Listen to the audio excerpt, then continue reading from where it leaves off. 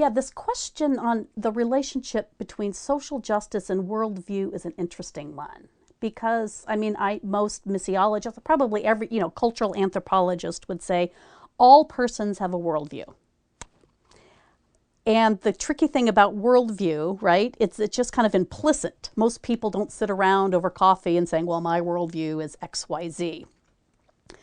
My impression is that when we link worldview with social justice, people in my context, which is, the United States, tend, first of all, to see justice simply as reward or retribution because of a worldview that kind of separates people into deserving and undeserving.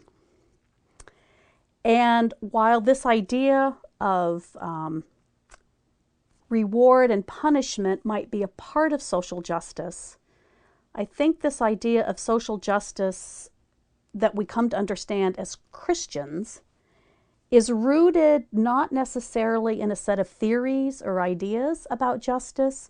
It's rooted in God and God's commitment to humankind, God's commitment to human well-being, God's continual commitment to work to make things right and to restore, to bring people back into relationship with God and back into right relationships with others.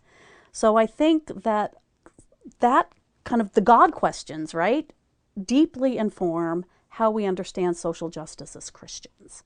And so a Christian worldview that really puts God's own character, God's own being, God's own work, God's own commitments at the center of what we understand justice will inform, I think, a Christian sense of social justice that is it's more about restoration and reconciliation and making things right. Dare I say, extending mercy, right? As mercy's been extended to us, that will deeply change, I think, the way that we work in the world, and I think it will change deeply our own commitment to the world as those who are agents of reconciliation.